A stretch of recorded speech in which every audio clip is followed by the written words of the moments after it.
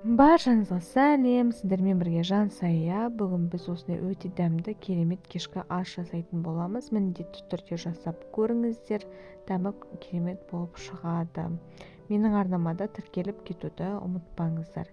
Ең алдымен біз осы асты жасау үшін фаршымызға пиязымызды, тұзымызды, бұршымызды қосып, жақсылап тұрып бір келкетіп араластырып аламыз. Кейін осы араластырып алған фаршымызды кішкене бөліктерге ала отырып шариктерге айналдырамыз, яғни фрикадельки сияқты формаға айналдырып аламыз.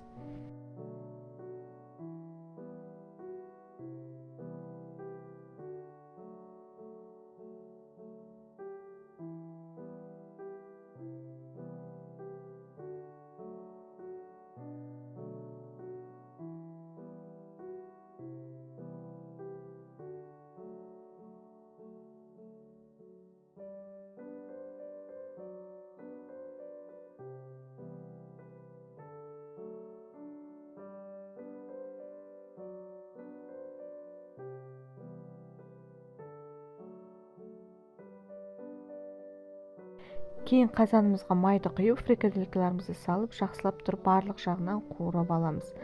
Қуырып алғаннан кейін пиязымызды салып, жақсылап араластырып, тағы да 2-3 минут қуырасыздар. Содан кейін томат пастасын салып, су құйып, қайнағаннан кейін 20 минут пісіріп аласыз.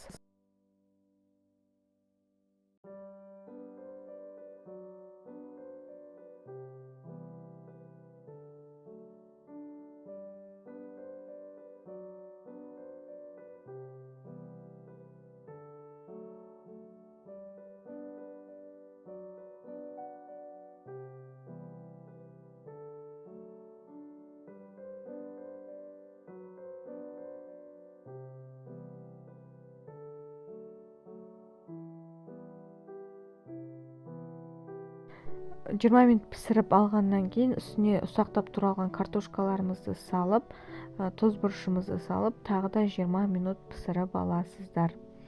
Осымен осындай керемет асымыз дайын болды. Міндетті түрде жасап көріңіздер.